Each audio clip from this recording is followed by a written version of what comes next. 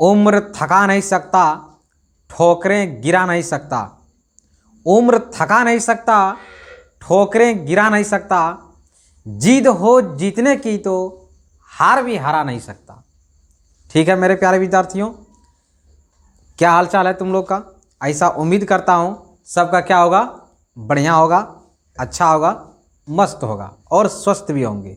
ठीक है, चलिए आज के इस वीडियो में हम क्लास 10 का ग्रुप डिस्कशन शुरू करने वाले हैं। इसमें जो होमवर्क ग्रुप में दिया गया था, इसके पीछे वाले वीडियो में अर्थशास्त्र का चैप्टर था, बुक अर्थशास्त्र। बीवीडी गेस्ट पेपर का ये रिवीजन चल रहा है। ठीक है, अर्थशास्त्र को अंग्रेजी में बोलते हैं इकोनॉमिक्स। इसको हम ऑब्जेक्टिव है ना, इसको ऑब्जेक्टिव का टोटल ख़त्म करेंगे मेन और उसके बाद हम धीरे धीरे आएंगे फिर सब्जेक्टिव पर। ठीक है, तो चलिए अब हम शुरू करते हैं। इस चैप्टर का पहला जो नाम है अर्थव्यवस्था एवं इसके विकास का इतिहास। अर्थव्यवस्था एवं इसके इतिहास का विकास। ठीक है, तो सबसे पहले एक बात आपको बता देते हैं कि जो अर्थशास्त्र है, जो पिता है उसको बोलते हैं एडम स्मिथ को। अर्थशास्त्र के पिता कौन है? एडम स्मिथ है। ठीक है, एडम स्मिथ है। ठीक, अंग्रेजी में से क्या बोला जाता है? इकोनॉमिक्स। इकोनॉमिक्स।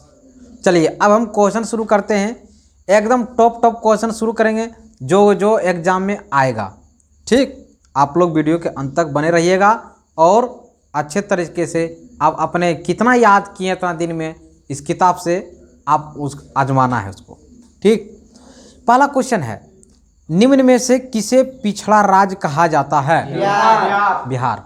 देखिए हम लोग बिहार राज्य से ही हैं और बिहार सबसे पिछड़ा है। बोलिए कितना दुख की बात है। भारत में कुल कितने राज्य हैं? 28 राज्य। भारत में कुल कितने राज्य हैं? केंद्र शासित प्रदेश 8 है। केंद्र शासित प्रदेश कितने हैं? 8 है वर्तमान में। अब बिहार में कुल कितने जिले हैं? 38 जिले हैं।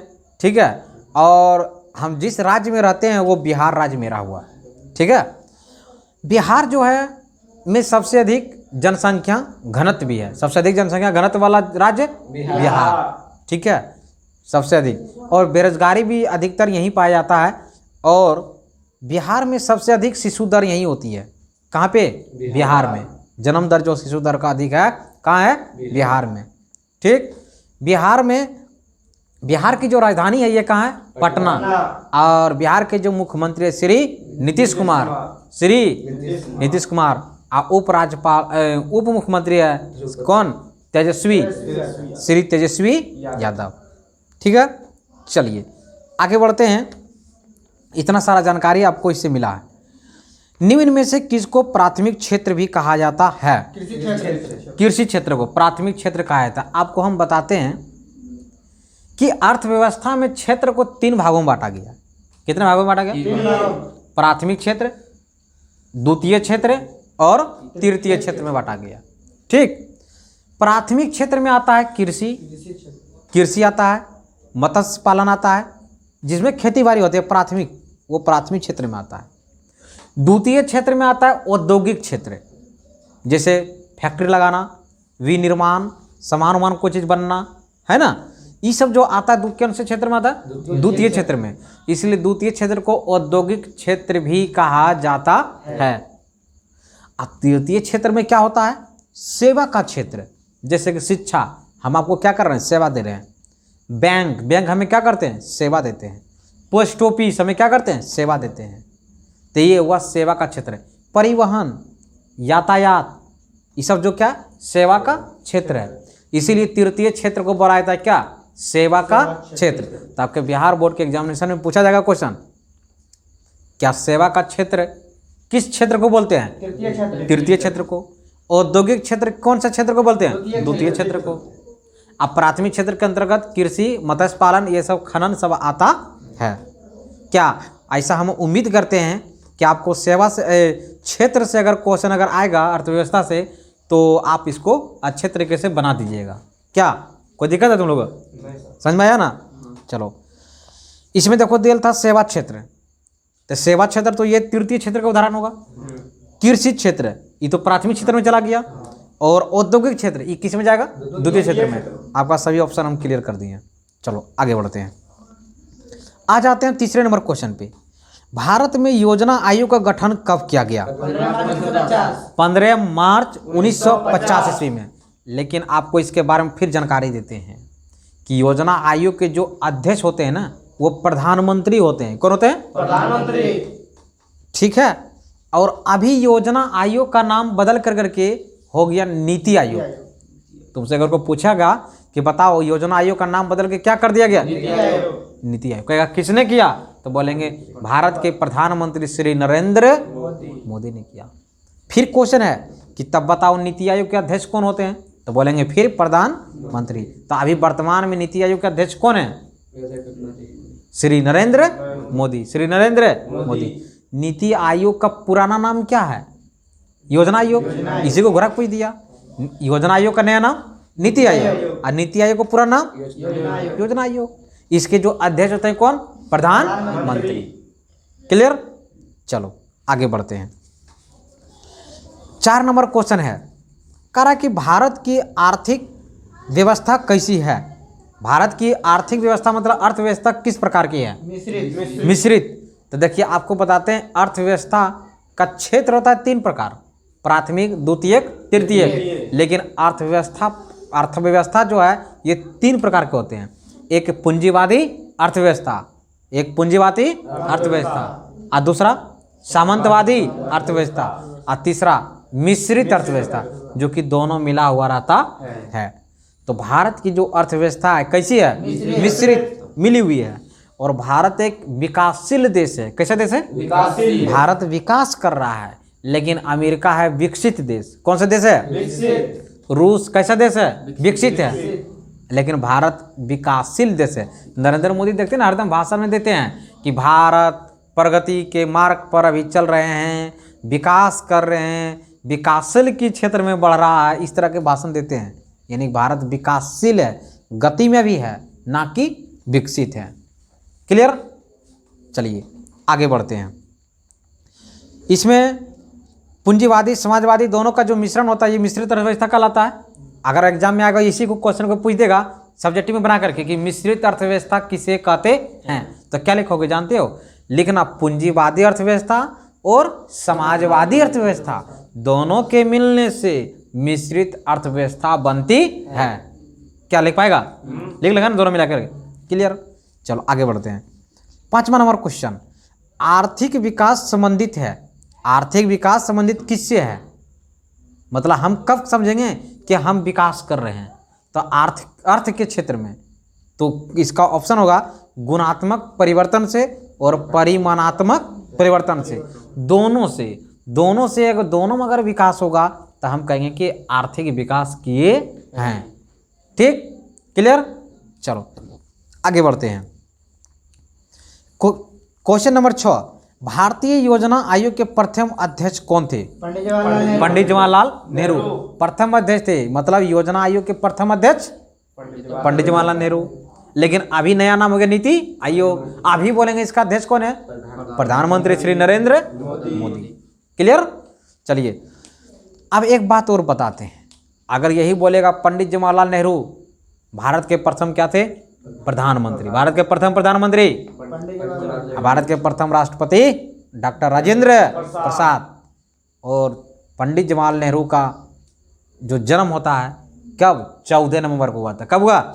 ये नवंबर का महीना ही चल रहा है ना, ये 14 तारीख जब आएगा तो इसी तारीख को पंडित जवाहरलाल नेहरू को क्या हुआ था? जन्म। इसे प्यार से बोला जाता है चाचा। प्यार से क्या बोला जाता है? चाचा। क्यों? क्योंकि ये लोगों बच्चों के प्रति अधिक ये क्या थे? संवेदनशील थे। बच्चों से सबसे अधिक इसे क्या थे? प्रेम थे। इसीलिए इसे प्यार से क्या बोला जाता है? चाचा। क्लियर? चलो आगे बढ़ते हैं। आर्थिक क्रिया का क्या उद्देश्य है? लोक कल्याण। नहीं, जीविकोपार्जन। जीविकोपार्जन करना। क्या करना? जीविकोपार्जन करना। जीविकोपार्जन का समझ रहे हो ना? जीव का मतलब हुआ अपनी स्थिति को चलाना, पार्जन का मतलब अर्जित करना, मतलब अपने परिवार को चलाने के लिए क्या करना? 2 पैसा कमाना, जिस भी स्रोत से हो, है ना। तो ये आर्थिक क्रिया का उद्देश्य होता है। आर्थिक क्रिया का मतलब हुआ कि हम अपने परिवार का गुजर बसर कैसे करें, है ना, उसको चलाने के लिए। चलिए आगे बढ़ते हैं। निम्न में से कौन आर्थिक आधारभूत संरचना का घटक है? ऑप्शन देते हैं इसमें, वित्त, शिक्षा, स्वास्थ्य, नागरिक सेवा। वित्त होगा। कौन होगा? चले हम वित्त से आपको एक क्वेश्चन बताते हैं कि भारत का वित्तीय राजधानी कहाँ है? मुंबई। इसके पहले वाले वीडियो में किए थे ना, भारत का वित्तीय राजधानी कहाँ है? मुंबई है। ठीक है, चलिए आगे बढ़ते हैं। एक समाजवादी अर्थव्यवस्था में सर्वाधिक बल किस पर दिया जाता है? लोक कल्याण। हाँ, लोक कल्याण करिए। देखिए इसको हम तोड़ के आपको समझाते हैं। एक समाजवादी अर्थव्यवस्था, समाजवादी मतलब क्या हुआ? समाज का मतलब समाज, और वाद का मतलब सिद्धांत। वैसे व्यक्ति जो अपने समाज के प्रति सिद्धांत देते हैं, समाज की भलाई के लिए, है ना, वो कहलाएंगे समाजवादी व्यक्ति। कैसा व्यक्ति? समाजवादी व्यक्ति, यानी कि वो समाज की सेवा कर रहे हैं। और अर्थव्यवस्था मतलब उसके क्षेत्र में क्या कर रहे हैं? बल दे रहे हैं, तो लोक कल्याण के लिए। समाजवादी अर्थव्यवस्था के जो लोग होते हैं ना, वो अधिकतर चाहते हैं कि समाज में रहने वाले लोगों की भलाई हो, उसकी कहीं भी कोई तरह की परेशानी नहीं हो, उसे सभी तरह से क्या हो? अच्छा हो, वो ठीक ठाक हो, है ना। तो ये हुआ लोक कल्याण। कौन कल्याण? लोक कल्याण। ठीक है, चलिए आगे बढ़ते हैं। Question number 10। विकासशील देश में कार्यशील जनसंख्या अधिकांशतः संलग्न है, मतलब जुड़ा होना। संलग्न मतलब जुड़ा होना। किस में अधिक होते हैं? किस क्षेत्र में होते हैं जुड़ा सबसे अधिक? कृषि क्षेत्र, औद्योगिक क्षेत्र, सेवा क्षेत्र, किस में होते हैं बताओ? कृषि क्षेत्र में। देखो बताते हैं, भारत में सबसे अधिक क्या है? खेती बाड़ी। भारत में सबसे अधिक क्या होती है? खेती होती है ना। इसीलिए भारत की जनसंख्या विकासशील है। तो विकासशील की जो जनसंख्या है सबसे अधिक कहाँ काम करते हैं? खेतों में। क्या काम करते हैं? खेतों में। और जो विकसित जो देश है ना, वो खेत में काम कम करते हैं, वो टेक्निकल से पैसा कमाते हैं, है ना। औद्योगिक फैक्ट्री बड़ा बड़ा लगा करके उसमें इन्वेस्टमेंट कर करके, समझे। तो भारत की जो कार्यशील जनसंख्या कैसी है? कृषि क्षेत्र में। कृषि क्षेत्र में सबसे अधिक संलग्न है, मतलब जुड़ा हुआ है। चलो आगे बढ़ते हैं। नरेगा क्या है? नरेगा कार्यक्रम के नाम से एक किस व्यक्ति का नाम जोड़ा गया है? महात्मा गांधी। नरेगा महात्मा गांधी। आप जानवे करते हैं अच्छा तरीके से कि महात्मा गांधी कितने महान पुरुष थे। ये सत्य और अहिंसा के क्या थे? पुजारी थे। गांधी जी का जन्म कब हुआ? 2 अक्टूबर 1869 ईस्वी में। कहाँ? गुजरात के पोरबंदर नामक गांव में। गुजरात के पोरबंदर नामक गांव में हुआ था। ठीक है। इसकी मृत्यु कब हुई? 1948 ईस्वी में। 30 जनवरी 1948 ईस्वी में। कौन? नाथूराम गोड्से ने इसे मारा। हमने इसको हिस्ट्री में पूरा बताई थी। इसके कितने पुत्र थे? 4 थे, हरिलाल, मणिलाल, देवदास, रामदास। इसकी माता का नाम क्या थी? गांधी जी की माता का नाम कस्तूरबा। माता का नाम नहीं, पत्नी का नाम थी कस्तूरबा गांधी इसकी, है ना। माता नाम क्या थी? पुतली बाई। पिताजी के नाम क्या थे? करमचंद गांधी। करमचंद। चलो आगे बढ़ते हैं। बहुत सारा डिस्कशन हो गया इसमें। अब इनमें से कौन से देश में मिश्रित अर्थव्यवस्था है? भारत। बहुत इंपॉर्टेंट क्वेश्चन, ये क्वेश्चन आया अबरी चांस है एग्जाम में आने का। ये क्वेश्चन आपको बोल देते हैं, भारत वाला ये मिश्रित अर्थव्यवस्था। ठीक है, चलो आगे बढ़ते हैं। जवाहर रोजगार योजना लागू हुई कब? 1989 ईस्वी में जवाहर रोजगार योजना क्या हुआ था? लागू हुआ था मतलब शुरू हुआ था। ठीक, चलिए अगले क्वेश्चन की ओर बढ़ते हैं। योजना आयोग को भंग कर कौन सा आयोग बना? नीति आयोग। कौन आयोग? नीति आयोग। अभी तुरंत वीडियो हम डिस्कशन किए थे कि योजना आयोग को नाम बदल करके कर दिया गया कौन आयोग? नीति आयोग। नीति आयोग 2015 ईस्वी में। 2015 ईस्वी में किसके द्वारा? नरेंद्र मोदी के द्वारा किया गया था। ठीक है। आप लोग ऑनलाइन क्लास वाले बच्चे कहीं तो सो तो नहीं गए ना? ध्यान में है कि नहीं? ध्यान में है या नहीं? मंजिल उन्हीं को मिलती है जिनके सपनों में जान होती है। जिनके सपनों में जान होती है। पंखों से कुछ नहीं होता, हौसलों से उड़ान होती है। इसलिए सोना नहीं है, जगना है। आपका टाइम आ गया है जगने का, सोने का नहीं। हम आपके साथ इतना परिश्रम कर रहे हैं तो तुम्हारा भी फर्ज बनता है कि तुमको भी मेहनत करना चाहिए। ठीक है, चलो आगे बढ़ते हैं। Question number 15। राष्ट्रीय विकास परिषद का गठन कब हुआ? राष्ट्रीय विकास परिषद का गठन कब हुआ? 1952 ईस्वी में। कब हुआ बोलो? 1952 ईस्वी में हुआ था। 1952 ईस्वी में। एक इसमें एक तारीख है 1954। देखो 1954 में क्या हुआ था? भारत का सबसे बड़ा अवार्ड क्या है? भारत रत्न। भारत का सबसे बड़ा अवार्ड क्या है? भारत रत्न। किसी को अगर व्यक्ति को अगर भारत रत्न मिल गया ना तो समझ जाना कि इंडिया में से उससे कोई बड़ा और अवार्ड है ही, पुरस्कार है ही नहीं है। सोच सकते हो ना। तो ये भारत रत्न की जो पुरस्कार की है इसकी स्थापना कब किया गया था? 1954 ईस्वी में। 1954 ईस्वी में, याद रखना है, ठीक है। चलो अब 1952 में क्या हुआ? एनडीपी का गठन, यानी कि राष्ट्रीय विकास परिषद, राष्ट्रीय विकास परिषद का गठन हुआ। आगे बढ़ते हैं कि नोबेल पुरस्कार से सम्मानित बांग्लादेशी अर्थशास्त्री कौन है? मोहम्मद यूनुस। मोहम्मद यूनुस। प्रो का मतलब प्रोफेसर, अमो का मतलब मोहम्मद, यूनुस, प्रोफेसर मोहम्मद यूनुस, ठीक है। ये बांग्लादेश के क्या थे? अर्थशास्त्री, ठीक। चलिए आगे बढ़ते हैं। किसने कहा, भिविया क्वेश्चन है ये, कि बिहार के विकास के बिना भारत का विकास संभव नहीं है? किसने बोला ये? हाँ जोर से बोलो। Doctor APJ Abdul Kalam. हाँ डॉक्टर एपीजे अब्दुल कलाम। जानते हो डॉक्टर एपीजे अब्दुल कलाम को मिसाइल मैन के नाम से भी जाना जाता है। क्या? मिसाइल मैन के नाम से जाना जाता है। यही पहले व्यक्ति थे जिन्होंने मिसाइल को बनाना क्या किया? शुरू किया था, ठीक है। और डॉक्टर राजेंद्र प्रसाद जान रहे हैं कि भारत के प्रथम क्या थे? राष्ट्रपति। ये बहुत विद्वान व्यक्ति थे, ठीक है। चलिए आगे बढ़ते हैं। जिस देश की राष्ट्रीय आय अधिक होती है वह देश कहलाता है विकसित। एकदम विकसित। जिसकी थोड़ा कम होगा तो अर्ध विकसित, जिसकी पूरी कम होगा तो अविकसित। तो भारत विकसित है कि अविकसित? भारत अविकसित है। भारत क्या है? अविकसित, विकसित नहीं है ना। चलो, भारत में नीति आयोग की स्थापना कब हुई? 1950 में। नहीं, अभी तुरंत हम बताए थे। नीति आयोग की स्थापना कब हुई बोलो? 2015 में। अभी बोले ना, नीति आयोग की स्थापना कब हुई? 2015 ईस्वी में हुआ था। 2015 ईस्वी में। कौन किया था? श्री नरेंद्र मोदी। श्री नरेंद्र मोदी ने किया था, ठीक है। और आपका आवाज आता ना है, जोर से बोलो। योजना आयोग के पदेन अध्यक्ष कौन होते हैं? प्रधानमंत्री। कौन होते हैं? प्रधानमंत्री होते हैं। किस क्षेत्र को तृतीय क्षेत्र कहा जाता है? सेवा क्षेत्र। आ गया ना, सेवा क्षेत्र। और द्वितीय क्षेत्र? औद्योगिक क्षेत्र को। अब प्राथमिक जानिए रहे हो, कृषि क्षेत्र। कृषि क्षेत्र, क्लियर। तो इसमें जितना भी था VVI क्वेश्चन हमने इस वीडियो में कवर करने का कोशिश किए हैं, ठीक है।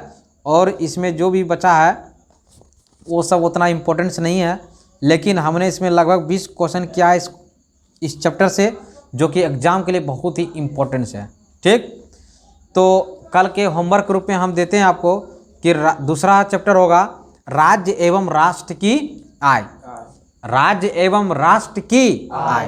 राष्ट्र मतलब देश की आय, मतलब राज्य और देश दोनों की क्या आय है, इसमें हम लोग इसमें डिस्कस करने वाले हैं।